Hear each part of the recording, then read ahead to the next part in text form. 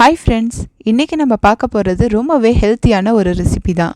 So ஹெல்த்தின்னு சொன்னதுனால டேஸ்ட்டாக இருக்காது அப்படின்னு நினைக்க வேணாம், ரொம்பவே டேஸ்ட்டாகவும் இருக்கும். ஸோ ரொம்ப ஹெல்த்தியான முருங்கைக்கீரை தண்ணிச்சாறு தான் நம்ம இன்றைக்கி பார்க்க போகிறோம். யூஸ்வலி பார்த்திங்கன்னா நம்ம முருங்கைக்கீரையில் சாம்பார் பொரியல்லாம் செஞ்சுருப்போம்.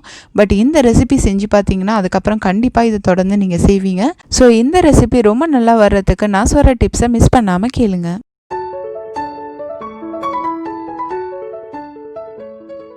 ஹாய் ஃப்ரெண்ட்ஸ், இன்னைக்கு வீடியோக்குள்ள போறதுக்கு முன்னாடி என்னோட சேனலை நீங்க சப்ஸ்கிரைப் பண்ணலனா ப்ளீஸ் சப்ஸ்கிரைப் பண்ணுங்க. நான் புதுசா அப்லோட் பண்ற வீடியோ உங்களுக்கு உடனே தெரியணும்னா பெல் ஐகானை கிளிக் பண்ணுங்க. இந்த வீடியோ உங்களுக்கு பிடிச்சிருந்துச்சுனா லைக் பண்ணுங்க, உங்க ஃப்ரெண்ட்ஸ் கூட ஷேர் பண்ணுங்க. இப்போ இது செய்கிறதுக்கு தேவையான பொருள் என்னென்னு பார்த்துடலாம். ஸோ முதல்ல நம்ம முருங்கைக்கீரையை நல்லா க்ளீன் பண்ணிக்க போகிறோம். ஸோ முருங்கைக்கீரை பார்த்திங்கன்னா காம்பு இல்லாமல் வெறும் இலையை மட்டும் நம்ம க்ளீன் பண்ணி எடுத்துக்க போகிறோம். நெக்ஸ்ட்டு இதை நல்லா வாஷ் பண்ணிக்க போகிறோம். ஸோ நல்லா கம்ப்ளீட்டாக இதை வாஷ் பண்ணிவிடுங்க. கீரை ரெடி பண்ணதுக்கு அப்புறமா நம்ம இப்போ தேங்காய் பால் ரெடி பண்ண போகிறோம். இதுக்கு 1 கப்பு துருவின தேங்காவை நல்லா நம்ம அரைச்சிக்க போகிறோம். ஸோ பார்த்திங்கன்னா தண்ணி கொஞ்சமாக சேர்த்து முதல்ல நல்லா திக்காக அரைச்சி எடுத்துக்கோங்க. ஃபஸ்ட்டு 2 பால் திக்கான பாலை நீங்கள் எடுத்து வச்சுக்கோங்க.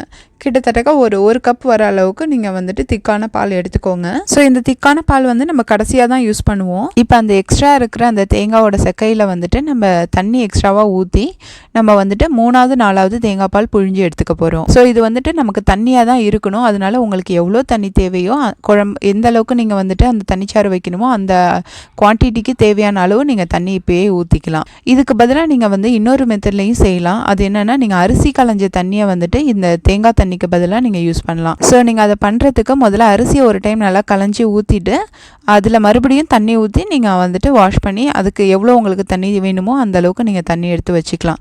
ஸோ இந்த தேங்காய் தண்ணி இல்லைன்னா அரிசி தண்ணி 2 தண்ணியில் எந்த தண்ணி வேணுமாலும் நீங்கள் யூஸ் பண்ணிக்கலாம். இப்போ நம்ம எடுத்து வச்சுருக்க தண்ணியை ஒரு பாத்திரத்தில் ஊற்றிக்கலாம். இதில் நம்ம அரிஞ்சு வச்சுருக்க சின்ன வெங்காயம் போட்டுக்கலாம். நீங்கள் பெரிய வெங்காயமும் யூஸ் பண்ணலாம். பட் சின்ன வெங்காயம் ரொம்ப நல்லாவும் இருக்கும், உடம்புக்கும் ரொம்ப நல்லது. அதுக்கப்புறம் காஞ்ச மிளகாவை அப்படியே கிள்ளி போட்டுருங்க. ஸோ எதையுமே நம்ம வதக்க போகிறது கிடையாது, ஜஸ்ட் அப்படியே டேரெக்டாக இதில் போட்டுடலாம். இதில் நம்ம வடகம் சேர்த்துக்க போகிறோம். வடகத்துக்கு பதிலாக நீங்கள் வேறு எதுவும் யூஸ் பண்ணாலும் அந்த ஸ்மெல் அந்தளவுக்கு இருக்காது. ஸோ வடகமே யூஸ் பண்ணிக்கோங்க.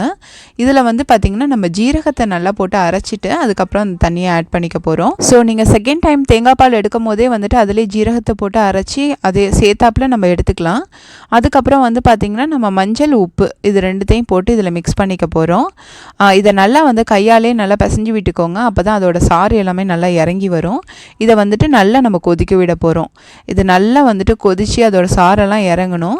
இப்போ அடுப்பை கொஞ்சம் லோ ஃப்ளேமில் வச்சுட்டு நம்ம அலசி வச்சுருக்க கீரையை இதில் ஆட் பண்ணிக்கலாம்.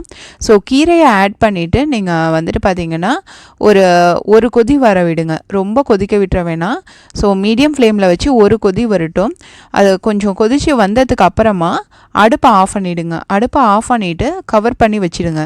ஸோ அடுப்பை ஆஃப் பண்ணிட்டு நீங்கள் கவர் பண்ணி வைக்கும் போது அந்த ஹீட்லேயே அது கொஞ்சம் வேகும். ஸோ நீங்கள் கம்ப்ளீட்டாக ஃபுல்லாகவே குக் பண்ண விட்டிங்கன்னா அது கசப்பு தன்மை வந்துடும். அதனால் ஒரு கொதி வந்ததுக்கு அப்புறமா நம்ம அடுப்பை க்ளோஸ் பண்ணிவிட்டு அந்த ஹீட்லேயே அதை வேக விடும் போது நல்லா அது கரெக்டான பக்குவத்தில் வெந்து வரும். இப்போ கீரையும் நல்லா வெந்து வந்துடுச்சு. அதே சமயத்தில் கொஞ்சம் ஆரியும் இருக்குது. இப்போ நம்ம ஃபஸ்ட்டு எடுத்து வச்ச திக்கான தேங்காய் பாலை கலந்துக்கலாம். ஸோ ரொம்ப சூடாக இருக்கும் போது தேங்காய் பால் கலந்திங்கன்னா திரி ஆகிடும். அதனால் கொஞ்சம் ஆறுனதுக்கு அப்புறம் கலந்துக்கோங்க. இப்போ பார்த்திங்கன்னா நம்மளோட தண்ணிச்சாறு கரெக்டாக ரெடி ஆகிடுச்சு. ஸோ இது உருளைக்கிழங்கு வறுவல் இல்லைன்னா வத்தலுக்கு கூட ரொம்பவே நல்லாயிருக்கும். ஸோ உடம்புக்கும் ரொம்ப நல்லது. நம்ம தேங்காய் பால் சேர்த்து இதில் செய்கிறதுனால நமக்கு வாய்ப்புண் வயிற்றுப்புண் எல்லாத்துக்குமே இது ரொம்ப ஒரு நல்ல ரெமெடியாக இருக்கும். ஸோ கண்டிப்பாக இதை நீங்கள் வீட்டில் ட்ரை பண்ணி பார்த்துட்டு உங்களோட கமெண்ட்ஸை எனக்கு சொல்லுங்கள். தேங்க்ஸ் ஃபார் வாட்சிங் my video. Thanks for your love and support.